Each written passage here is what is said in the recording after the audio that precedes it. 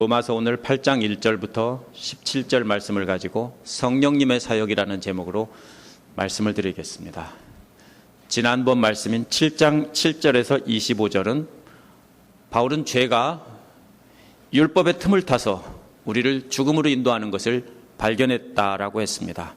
우리는 영적으로 중한 병에 걸려 있다고 진단한 것입니다. 병의 증세를 발견한 것입니다. 우리의 병의 증세는 뭐냐면요, 해야겠다고 생각하는 선은 행하지 않고 안 해야겠다고 생각하는 악만, 죄만 골라서 행한다는 것입니다. 그 병의 원인을 찾아보니까 율법이 아니라 내 속에 있는 죄였습니다. 죄가 율법의 틈을 타서 악을 행하게 하는 것입니다. 우리 힘으로는 이렇게 죄의 포로로 잡혀 있는 데서 벗어날 수가 없습니다. 어느 누구도 우리를 죄에 사로잡혀 있는 노예에서 해방시켜 줄 수가 없습니다. 그런 상황에서 참으로 감사드릴 수 있는 것은 예수 그리스도께서 우리를 비참한 죄의 노예에서 구원해 주셨다는 사실입니다. 그리스도만이 불치병에 걸린 우리를 치료해 줄 수 있었다는 것입니다. 그 이전 말씀은 과거 우리가 포로되었던 영적 상태를 환자에 비유해서 이렇게 하신 말씀이었습니다. 오늘 말씀은 포로에서 해방된 사람에 대해서 성령께서 하시는 사역을 재판에 비유해서 말씀하고 있습니다. 7장의 핵심 단어가 율법이라면 8장의 핵심 단어는 성령입니다. 좀 더 구체적으로 말하면 성령을 통해서 성령께서 성도들을 안전하게 지켜주신다 하는 말씀입니다. 우리 안에 거하시는 성령은 우리가 하나님의 자녀고 상속자라는 것을 확증해 줍니다. 성령의 사역은 오늘 넷으로 나눌 수 있습니다. 첫 번째, 자유를 주시는 성령. 둘째는 생각을 주시는 성령. 셋째는 거하시는 성령. 넷째는 증인 되시는 성령입니다. 첫 번째로 자유를 주시는 성령입니다. 7장 24절에 보면 누가 죽음의 몸에서 나를 건져주겠느냐 하고 탄식을 했습니다. 누가 건져줄꼬? 죽음의 포로로 사로잡혀 있어서 탈출할 방법이 없었다는 겁니다. 29절에서 예수 그리스도께서 포로로 잡혀있던 나를 구해주셔서 참 감사하다는 내용입니다. 이는 마치 사도행전 5장 19절에서 천사가 감옥에 갇혀있던 베드로를 석방시켜 준 것과도 같습니다. 8장 1절은 이제 석방되어서 그리스도의 안에 있는 나를 누가 감히 다시 정죄해서 감옥에다 넣겠느냐, 이런 말입니다. 예수 그리스도 안에 있는데, 하나님의 아들이시고 하나님이신 분이 우리를 품고 있는데 누가 그 품에서 우리를 뺏어서 다시 감옥에다가 쳐넣겠느냐, 이런 말입니다. 그 이유가 무엇입니까? 2절에 나와 있습니다. 그리스도 예수 안에 있는 생명의 성령의 법이 죄와 사망의 법에서 해방시켰기 때문이라는 것입니다. 생명의 법이란 그리스도께서 본을 보이시고 십자가에서 죽기까지 가르치신 것이 뭐냐면은 서로 사랑하라는 것입니다. 내 이웃을 내 몸과 같이 사랑하라는 것입니다. 그 사랑의 복음을 말하는 것입니다. 죄와 사망의 법은 뭡니까? 율법을 말하는 것입니다. 서로 비교되는 말은 법이 아니라 생명과 사망입니다. 당시의 사람들은 유대교의 율법 아래 매여 있어서 다 율법을 지키지 못하는 죄인이기 때문에 다 죽을 수밖에 없습니다. 율법의 수많은 조문들을 범하지 않을 수 있는 사람이 아무도 없습니다. 그래서 다 죽습니다. 다 죄인입니다. 그러나 예수 그리스도께서 뭐라고 했습니까? 마태복음 11장 28절에서 수고하고 무거운 짐진 자들아 다 내게로 오라. 내가 너희를 쉬게 하리라 그랬습니다. 수고하고 무거운 짐이 뭡니까? 율법의 짐입니다. 내가 쉬게 하리라.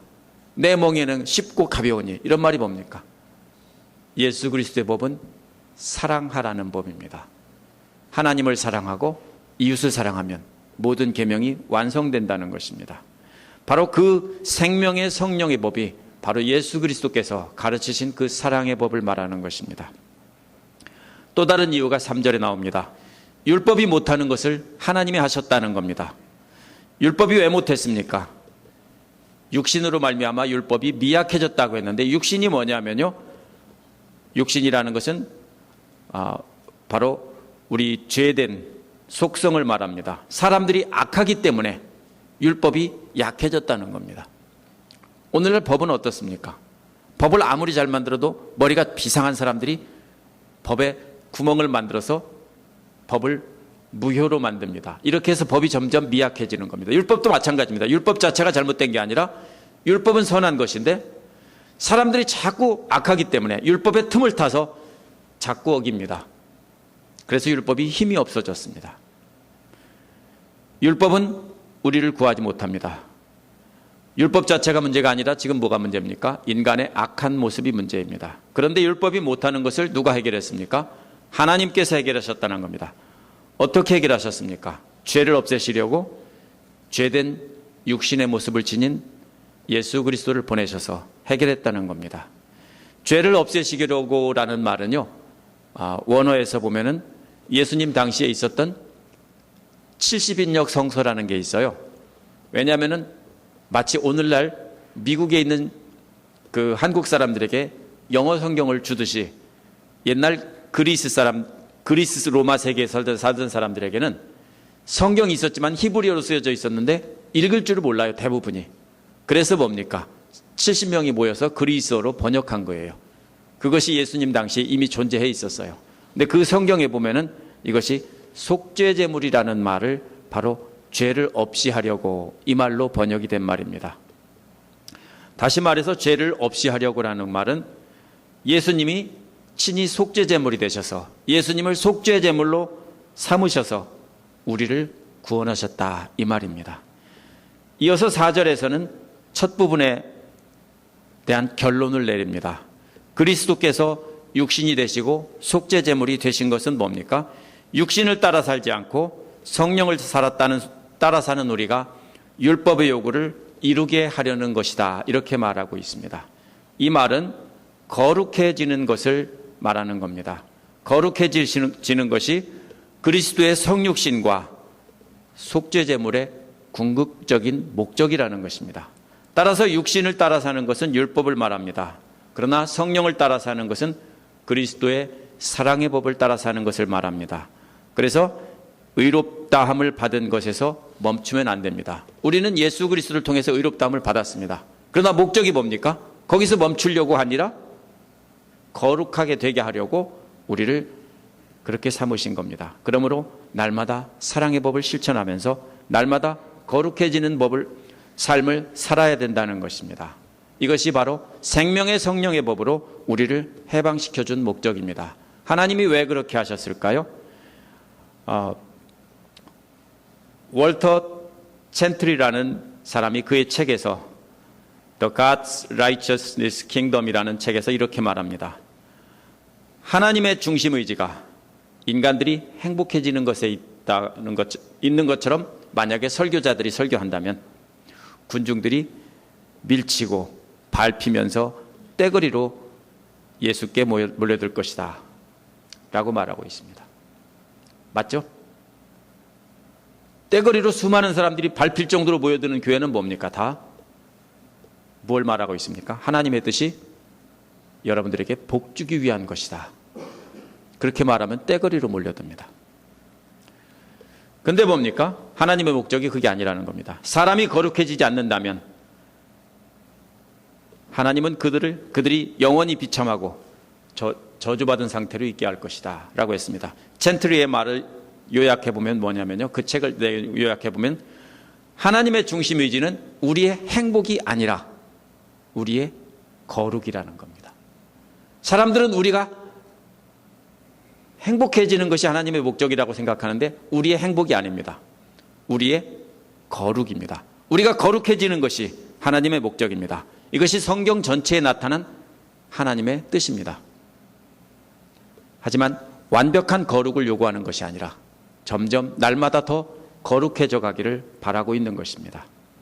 두 번째로 생각을 주시는 성령입니다. 성령의 법에 의해서 죄에서 구원받은 자와 구원받지 못한 자의 차이가 무엇이냐 하는 것이 6절에서 8절에 나와 있습니다. 구원받은 자와 구원받지 못한 자의 차이는 생각의 차이라는 겁니다. 5절에 보면 육신에 속한 사람은 육신의 생각을 하고 성령에 속한 사람은 성령에 속한 것을 생각한다라고 말하고 있습니다. 생각한다는 것은 단순히 뭡니까? 머릿속에 어떤 것이 머물러 있다 이런 뜻이 아닙니다. 이해하는 방식이 고정되어 있다는 뜻입니다. 실제로 그렇습니다. 죄된 속성을 가지고 죄에 빠져 사는 사람들은 자기 육신의 욕망에 굳어져 있습니다. 생각이. 하나님의 뜻을 따라 사는 사람들은 어떻게 하면 하나님의 뜻을 따라 살까? 이것이 굳어져 있습니다. 간단히 말하면 뭡니까? 어디에 마음이 꽂혀 있냐? 이런 말입니다. 육신의 욕망에 자기 생각이 꽂혀 있으면 육신에 속한 사람이고요. 성령의 생각에 마음이 꽂혀 있으면 성령에 속한 사람이라는 것입니다. 따라서 구별하는 방법이 뭡니까? 이 사람이 육신에 속한 사람이냐? 아니면 성령에 속한 사람이냐? 구별하는 방법은 어디에 그 생각이 꽂혀 있느냐? 이것입니다. 이는 갈라디아서 5장 19절에서 21절에 놓은 육신의 생각이 잘 나와 있습니다. 육신에 속한 것이라는 말은 문자적으로 고깃덩어리라는 뜻이에요. 좋은 말이 아니죠. 육신이라는 말, 육신에 속한다는 말은 고깃덩어리라는 뜻이에요. 이게 뭡니까? 구원받지 못한 타락한 사람들을 뭐라고 표현하는 거냐면요. 고깃덩어리라고 표현하는 거예요. 그렇죠? 고깃덩어리 이상도 아니죠. 근데 쓸모없는 고깃덩어리죠. 쇠고기, 돼지고기 같으면 먹기라도 하는데 이건 먹지도 못하는 고기예요. 아무 쓸모없는 고깃덩어리라는 뜻이에요. 자, 이 고깃덩어리에 속하는 사람들은 생각이 어디에 꽂혀져 있습니까? 육신의 일에 꽂혀 있습니다. 그래서 육신의 정욕을 따라 행동합니다. 요약해보면 이런 사람들은 성적 부도덕에 빠져 있습니다. 또 하나님보다는 물질이나 명예, 사회적 지위를 우선합니다. 마음속에 시기와 질투 같은 적대적 감정이 항상 머물러 있습니다. 그리고 먹고 마시고 노는 일에 빠져 있습니다. 이것이 바로 육신에 꽂혀 있는 사람들의 머릿속에 고정되어 있는 생각들입니다. 반대로 성령에 속한 사람들은 9가지 열매로 나타난다고 했습니다. 다시 한번 되새겨 보겠습니다. 사랑, 기쁨, 화평은 일반적인 크리스찬의 덕목입니다. 두 번째로 인내와 친절, 선함은 사회적인 덕목, 사람들과의 관계에서 필요한 덕목들입니다. 세 번째로 신실과 온유와 절제는 자기 통제에 관한 덕목들입니다. 구원받은 자들은 이런 것들을 생각하며 어떻게 하면 이런 열매를 맺고 살까 고민하는 사람들입니다. 이런 열매가 주렁주렁 맺혀 있다는 뜻이 아닙니다. 어떻게 하면 이런 열매를 맺을까 날마다 고민하면서 날마다 점점 거룩해져가는 사람들입니다. 따라서 마음이 어디에 꽂혀 있느냐를 보면 그 사람이 육신의 사람이냐 성령의 사람이냐를 구별할 수 있다는 것입니다. 사람들을 관찰해 보면 틀림없습니다. 세상 사람들은 돈을 좀 벌면 뭐 한다고 합니까? 남자들 뭐 한다고 그래요? 계집질 한다고 그래요. 뭔 소리예요? 성적인 부도덕에 빠집니다. 또 뭡니까? 요즘 뭐라고 합니까? 사람들이 먹고 살만하니까 유부남, 유부녀가 애인 없으면 바보라는 말도 만들어내기도 합니다. 수단 방법 안 가리고 물질을 많이 가지려고 합니다. 남들 앞에서 높임받는 일을 위해서라면 무슨 일이든지 합니다.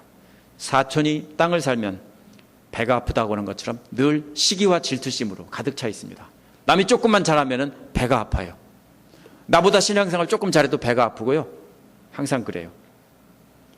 이런 사람들은요, 어떻게 하면 흥청망청 놀고 먹고 마실까? 이것만 연구합니다.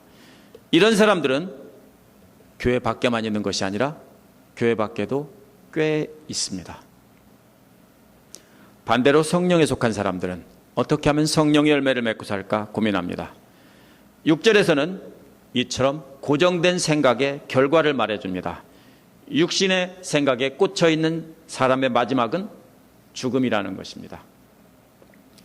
이 죽음은 단순히 육체의 죽음을 뜻하지 않습니다. 영원한 형벌로 인한 죽음을 말하는 것입니다. 하지만 성령의 생각이 꽂혀있는 사람은 마지막은 뭡니까? 생명과 평화라고 말하고 있습니다. 생명이란 영원한 생명을 말하고 평화란 하나님과의 관계에 있어서 평화를 말합니다. 육신의 생각이 죽음인 이유가 7절에 나와 있습니다.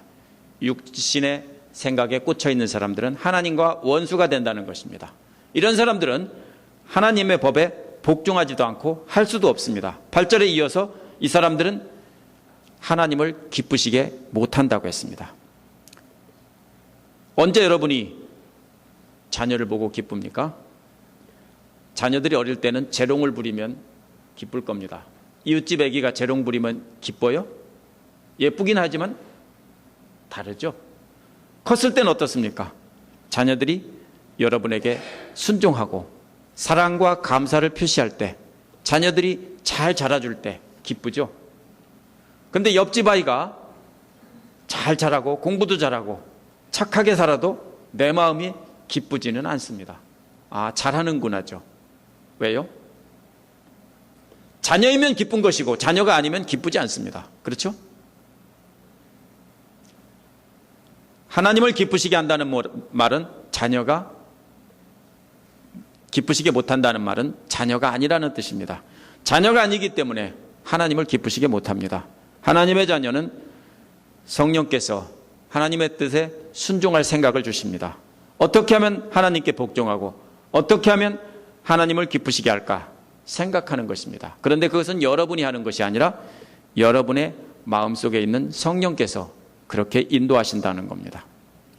그래서 생각을 주시는 성령입니다. 세 번째로는 거하시는 성령입니다. 바울이 말하는 크리스천이라는 말은 말로 신앙 고백을 한다는 뜻이 아닙니다. 예배를 성실하게 참여한다는 뜻도 아닙니다.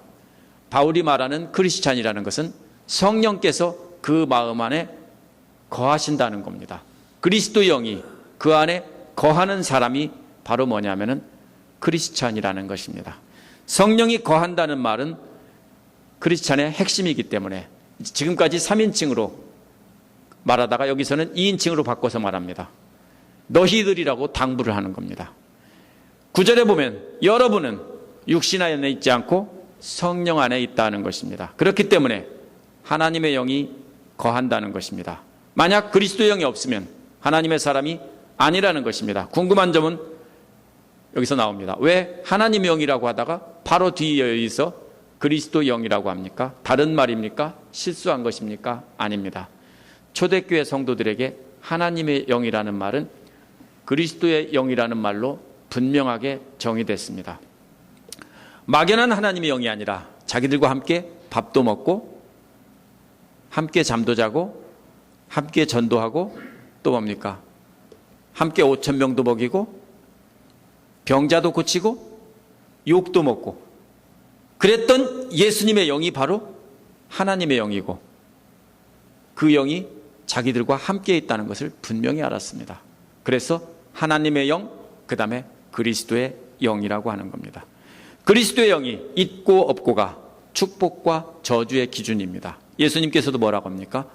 복 있는 사람은 또 화 있을진저 말할 때도 역시 같은 말입니다. 복 있는 사람은 뭡니까?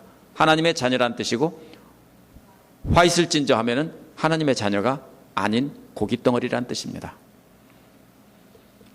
성령께서 우리 안에 거하시는 것이 그리스도를 믿고 회개한 자들이 누리는 가장 기초적인 복이고 또 우주적인 복입니다. 가장 큰 복이고 중요한 복이라는 뜻입니다. 그런데 10절에 보면 성령을 모시고 사는 그리스도인들도 죄 때문에 죽을 육체를 갖고 있다고 했습니다. 그리스도를 믿어도 결국은 몸도 아프고 병도 들게 마련입니다. 하지만 우리의 영은 그리스도의 부활하심으로 죽으심과 부활하심으로 의롭다함을 얻고 영원히 살게 되었습니다. 몸은 죽고 영은 산다고 하니까 우리의 구원을 부활과 구원을 단순히 영적인 구원으로 오해할 여지가 있습니다. 그래서 11절에서 분명히 말해줍니다. 우리의 부활을 설명하고 있습니다. 함께 읽어보겠습니다. 예수를 죽은 사람 가운데서 살리신 분의 영이 여러분의 안에 거하시면 그리스도를 죽은 사람 가운데서 살리신 께서 여러분 안에 계신 자기의 영으로 여러분의 죽을 몸도 살리실 것입니다. 뭔 말입니까? 누가 살리신다고요? 하나님의 영, 성령이 계시면 마지막 날에 우리의 죽은 몸도 살리신다는 것입니다. 영만 사는 게 아니라 육체도 산다는 뜻입니다. 근데 이 부활은 몸이 소생한다거나 죽었던 사람이 의식이 깨어난다는 뜻이 아닙니다. 이것은 뭡니까?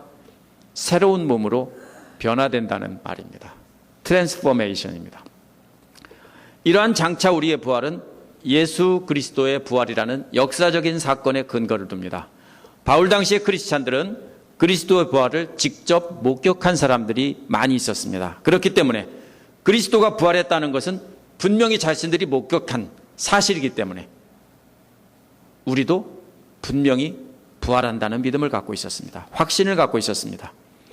성령이 우리 가운데 거하시면 우리의 영이 살 뿐 아니라 마지막 날에는 우리의 육체까지도 새로운 몸으로 변화된다는 사실입니다. 이것이 성령께서 우리 안에 거하시면서 하는 일입니다. 12절에서 15절은 성령께서 우리 안에 거하셔서 우리의 영과 육을 살리신다면 우리는 성령에게 빚진 자라는 겁니다. 12절에서 우리가 육체에게 빚진 자가 아니기 때문에 육체를 따라 살 필요가 없다라고 합니다. 빚진 자는 뭡니까? 돈을 준 사람에게 복종해야 됩니다. 그렇죠? 옛날에 뭡니까? 빚을 못 갚으면 노예로 가야 되고 주인이 죽이면 죽어야 되는 것이 빚진 자라는 겁니다. 옛날에는 빚을 못 갚으면 뭐가 됐습니까? 노예가 됐습니다. 자, 이 말이 무슨 말입니까? 12절에서 15절 말씀이 우리의 채권자는 누구라고요? 성령이라고요. 따라서 육신이 아니기 때문에 우리는 육신의 뜻에 복종할 필요가 없다는 것입니다. 아직도 육신의 정욕을 따라 살면서 율법을 잘 지킨다고 자랑하던 그런 사람들에게 형제들아 라고 부르면서 말하고 있습니다. 우리는 육신에 빚진 사람이 아니야. 왜 이런 당부를 합니까? 지금 자꾸 육신에 빚진 사람처럼 살고 있기 때문입니다. 육신이란 말을 계속해서 율법을 형식적으로 지키고 있기 때문에 말하는 겁니다. 따라서 형식적인 율법에 복종할 필요가 없다는 겁니다. 누가 살렸느냐는 겁니다. 율법이 살렸다면 율법에 복종해야 되는 것이고 그리스도께서 살리셨다면 그리스도에 복종해야 된다는 것입니다. 단순하죠? 누가 우리의 목숨을 살렸냐는 겁니다. 우리의 목숨을 살린 자가에게 우리가 우리의 생명을 빚진 것입니다. 그렇죠? 여러분도 그렇죠. 누가 여러분의 목숨을 구해줬다면 그 사람에게 여러분의 생명을 빚진 것이죠. 아직도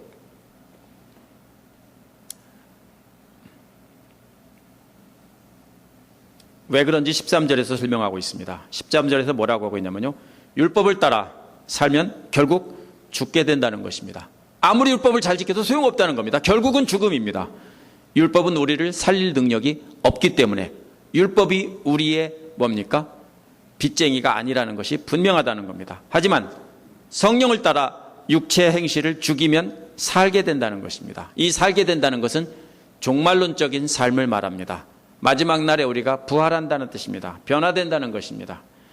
몸의 행실을 죽인다는 말은 영어로 mortification이라고 하는데요. 몸의 약한 것을, 악한 것을 죽인다는 것입니다. 바로 우리 안에 있는 악한 것을 우리는 날마다 조금씩 어떻게 해 나가는 겁니까? 죽여나가는 겁니다. 뭐를 가지고요? 성령을 따라서. 있어요. 저 안에도 악한 것이 있고 여러분 안에도 악한 것이 있어요. 근데 악한 것을 조금씩 우리는 성령의 말씀을 따라 순종하면 그것을 죽여나갈 수 있는 거예요. 이것이 바로 뭡니까? 충만함으로 가는 길입니다. 그것이 바로 성령 충만한 겁니다. 기도 잘하고 방언하고 예언하고 병 고치는 게 성령 충만한 게 아니고요. 성령의 말씀을 따라 순종하는 것이 점점 가득 차서 육체 행실을 점점 죽여나가서 성령의 뜻으로만 가득 차 있으면 그것이 성령 충만이에요.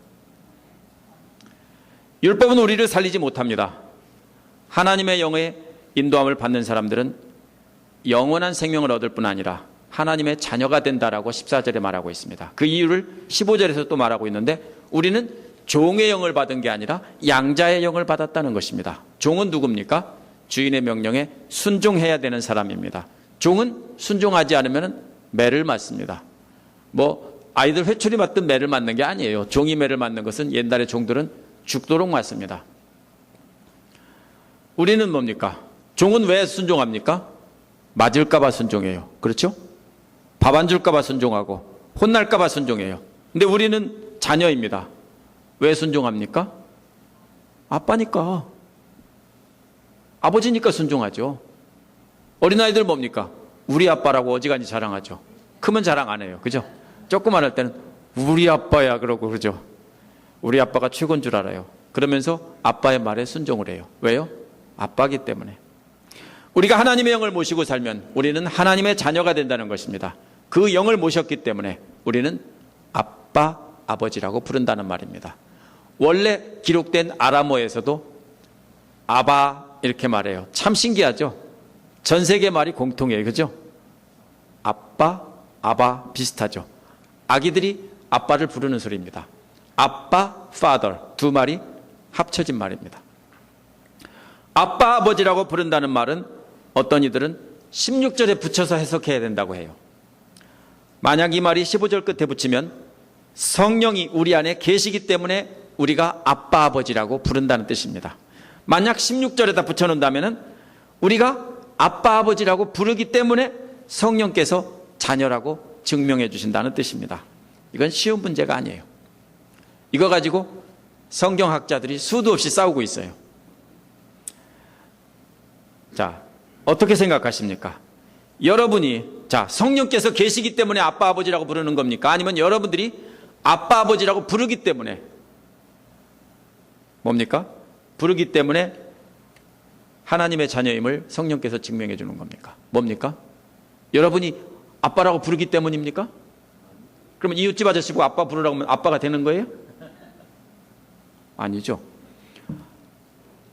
자, 그러면은 이건 누가 주도권을 갖고 있냐는 겁니다.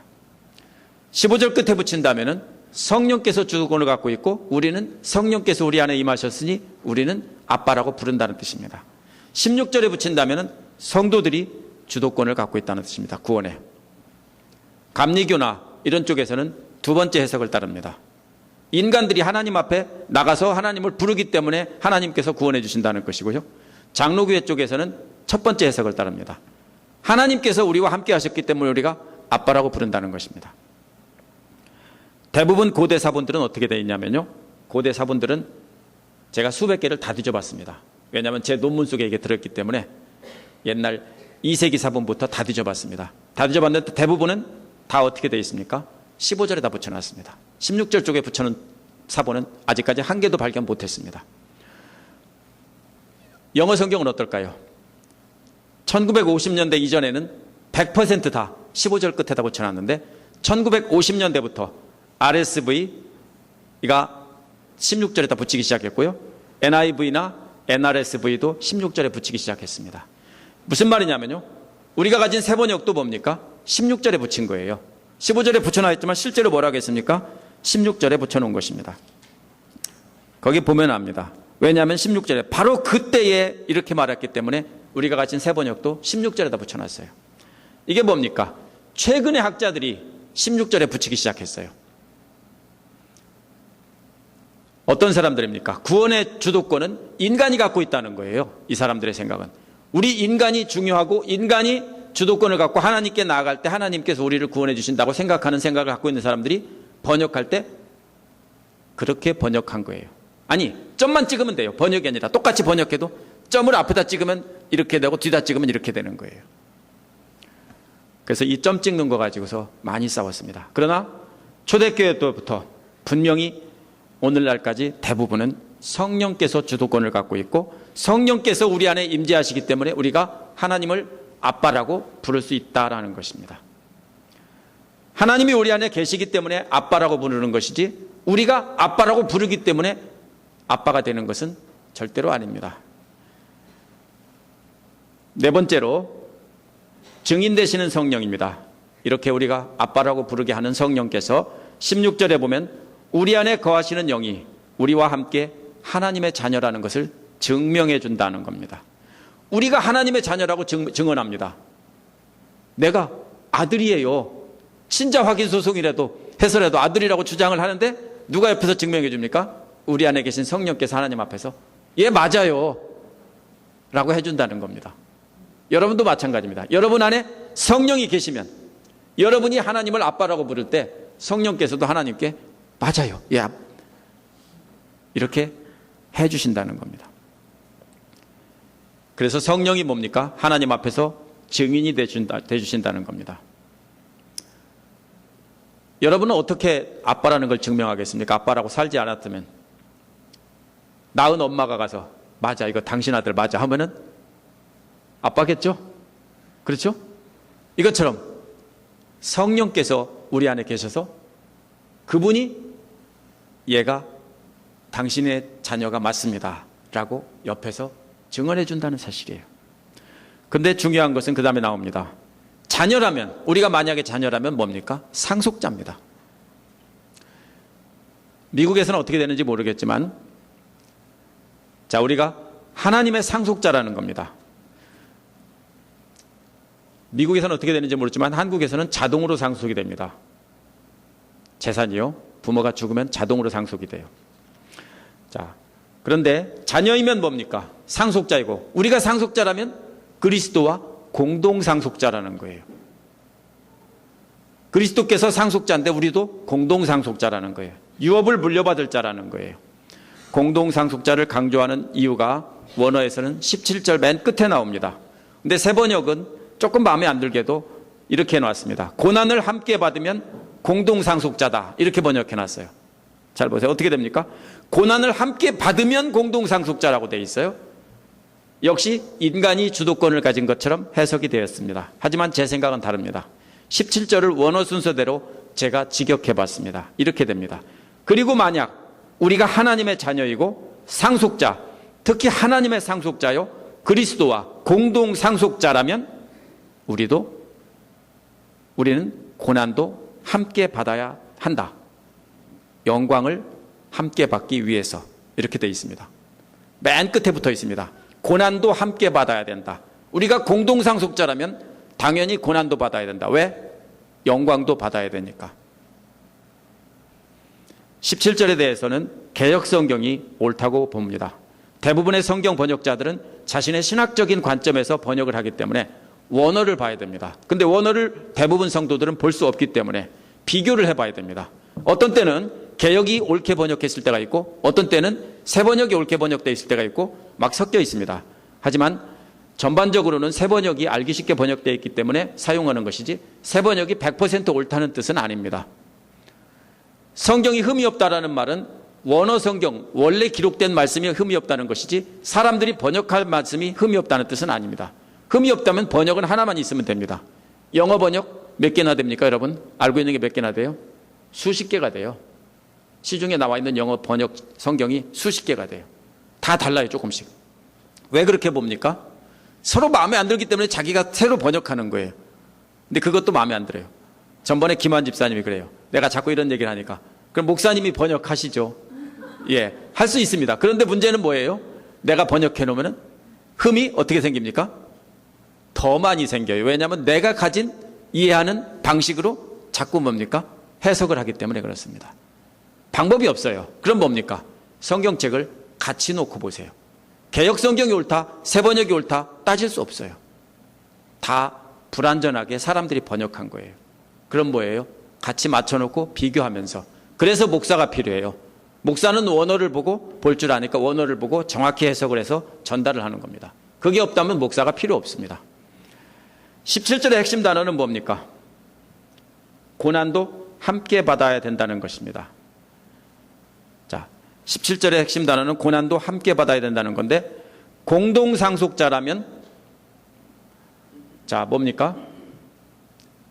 우리가 고난을 받으면 공동상속자가 아닙니다. 우리가 공동상속자이기 때문에 고난도 받는 겁니다. 한국에서는 부모의 유언 없이 부모가 죽어도 부모의 재산은 자동으로 상속이 됩니다. 재산만이 상속되는 게 아니라 빚까지도, 부채까지도 상속이 됩니다. 그러니까 어떤 분들은 모르고 가만히 있다가 기한이 지나서 왕창 부채를 끌어안고 평생 갚는 분들도 있습니다. 법을 몰라서 그래요. 뭐를 해야 됩니까? 빚이 받을 유산보다 더 많다라고 하면 따져보고서 유산 상속 포기 신고를 해야 돼요. 그러면 안 와요. 상관없어요. 상속 포기 신고를 안 하면 어떻게 됩니까? 빚까지 함께 넘어오는 겁니다. 만약에 내가 받을 유산이 10억인데 빚이 1억이다. 그 빚 무섭습니까? 안 무섭죠. 갚고 세금 내고 그래도 남으니까 당연히 받는 거죠. 좋은 거죠. 자, 뭡니까? 빚보다 상속받을 재산이 훨씬 많을 때는 빚은 아무런 문제가 안 되는 것입니다. 17절 끝에서 바울이 영광을 받으려면 고난도 받아야 된다는 말은 바로 그런 말입니다. 우리가 받을 영광, 우리가 받을 상속자로서의 축복이, 그 영광이 엄청나기 때문에 이 땅에서 받는 빚인 고난은 문제가 안 된다는 사실입니다. 그래서 바울은 18절에서 뭐라고 합니까? 이어지는 18절, 오늘 다루는 말씀은 아닙니다. 현재 받는 고난은 장차 나타날 영광에 비하면 아무것도 아니다, 이 말이. 현재 받고 있는 우리가 빚은, 감당하고 있는 이 빚은 앞으로 상속받을 하나님의 유산에 비하면 아무것도 아니다란 말입니다. 그렇기 때문에 우리가 참은 겁니다. 왜 참습니까? 이 땅에서 장차 받을 영광이 너무나 크기 때문에 이 땅에서 우리가 빚 조금 갚는 것은 아무것도 아니라는 겁니다. 성도로서 고난받는 거 아무것도 아니라는 겁니다. 이 말은 현재 하나님의 자녀된 우리는 하나님의 영광을 바라보면서 현재의 고난을 참고 견뎌야 한다는 것입니다. 이 말은 야고보가 고난 가운데 인내하는 것이 하늘의 소망을 하면서 이 땅을 사는 것이라고 말한 것과 마찬가지의 말입니다. 바울은 성령을 모시고 성령의 인도를 따라 사는 삶을 믿음이라고 표현했습니다. 바울은 의롭게 되는 것은 율법을 행함으로, 율법에 따라 사는 것이 아니라 이 믿음을 따라 사는 것이 바로 믿음이다, 바로 의롭게 되는 것이다, 이렇게 말했습니다. 야고보는 뭐라고 했습니까? 행하지 않으면 믿음에 따라 사는 것이 아니다라고 말한 것입니다. 결국은 둘 다 말은 다르지만은 성도는 성령을 모시고 성령에 순종하는 삶을 살아야 뭡니까? 의롭게 된다는 말은 결국 똑같은 말이에요. 이 땅에서 우리들은 그리스도로 인해서 고난받으며 인내하며 살아야 되는 겁니다. 성경에 수도 없이 나오는 말이 인내, 오래 참으라는 말입니다. 고린도전서에서도 사랑은 오래 참고, 여러분도 오래 참아야 됩니다. 왜냐하면 우리가 장차 받을 영광이 너무나 크기 때문입니다. 오늘 말씀을 정리해 보겠습니다. 오늘 말씀에서 바울은 성령님의 사역을 네 가지로 나눴습니다. 첫째는 뭡니까? 자유를 주시는 성령입니다. 자유를 준 것은 율법이 아니라 성령이라는 것입니다. 그리스도께서 육신이 되시고 속죄 제물이 되신 것은 그리스도로 말미암아 의롭다함을 얻고 그리스도의 사랑의 법을 따라서 거룩하게 된 것이라는 것입니다. 이것이 자유를 주시는 성령입니다. 두 번째는 뭡니까? 생각을 주시는 성령입니다. 자유 주시는 성령을 모시고 사는 사람은 어떻게 구별합니까? 생각이 어디에 꽂혀 있느냐, 이걸 보는 것입니다. 성령께서 육신의 생각이 아니고 성령의 열매를 맺고 살 생각을 주시기 때문에 바로 성령을 따라 사는 사람을 구별할 수 있습니다. 성령께서는 생각을 주셔서 하나님의 뜻을 따라 하나님의 자녀로 살게 합니다. 그래서 하나님을 기쁘시게 하는 삶을 살게 합니다. 세 번째로는 거하시는 성령입니다. 우리 안에 거하시는 성령은 그리스도의 영이고 그리스도를 죽음 가운데서 살리신 영입니다. 이 영이 우리 안에 있으면 우리가 살 뿐 아니라 마지막 날에 우리의 몸도 변화되어 새로운 몸으로 부활하는 것입니다. 이 성령이 우리 안에 계시기 때문에, 거하시기 때문에 아빠, 아버지라고 부른다고 했습니다. 네 번째 뭐라고 하겠습니까? 증인이 되신다고 했습니다. 우리 안에 거하시는 성령은 하나님 앞에 우리를 자녀라고 증언해 주십니다. 이게 당신 아들입니다 라고 분명합니다. 증언을 해 주신다는 겁니다. 성령께서 우리가 하나님의 자녀라고 증언해 주시는데, 그러면 우리는 하나님의 공동상속자라는 겁니다. 그리스도와 함께 공동상속자. 우리 안에 계시는 성령님께서 뭡니까? 자녀라고 증언해 주신다는 뜻은 고난도 함께 받아야 한다는 것입니다. 왜냐하면 장차 올 영광 때문입니다. 성령께서 우리에게 자유 주시고 하나님의 뜻에 따라 살 생각도 주시고 또 우리 안에 거하시면서 하나님의 자녀라고 증언도 해주시고, 그러면 어떻게 살아야 됩니까? 우리는 성령님을 모시고 산다는 것은 결국 하나님의 영을 모시고 사는 것이고 그리스도의 영을 모시고 산다는 것입니다. 모시고 산다는 말이 뭡니까? 여러분, 어머니를 모시고 산다, 시어머니를 모시고 산다는 말이 뭡니까? 왜 싫어합니까? 그 뜻에 복종하는 것이 싫어서 모시기 싫다는 거예요. 그렇죠? 복종해야 되는데, 맞죠? 모시고 사는데 시어머니 날마다 때리면 모시고 사는 거예요? 키우고 산다고 해야죠, 그러면요. 그렇죠? 시어머니 말 안 듣고 계속 반대하면서 때리면서 살면 뭐예요? 반대하면서 살면 모시고 사는 게 아니에요. 키우는 거죠. 자, 모시고 산다는 말이 뭐예요? 그 뜻에 순종한다는 뜻이에요. 그렇죠? 그런데 뭡니까? 말로는 성령님을 모시고 산다고 하면서 뭡니까? 성령님을 키우고 사는 사람들이 참 많아요. 자, 우리가 잘 생각해야 됩니다. 모시고 산다는 말은 복종한다는 뜻입니다. 왜 기쁘게 합니까? 우리가 우리 안에 있는 성령님께 복종하기 때문에 기쁘게 하는 겁니다. 따라서 복종하지 않는 사람은 기쁘게 못합니다. 왜 하나님을 기쁘시게 못합니까?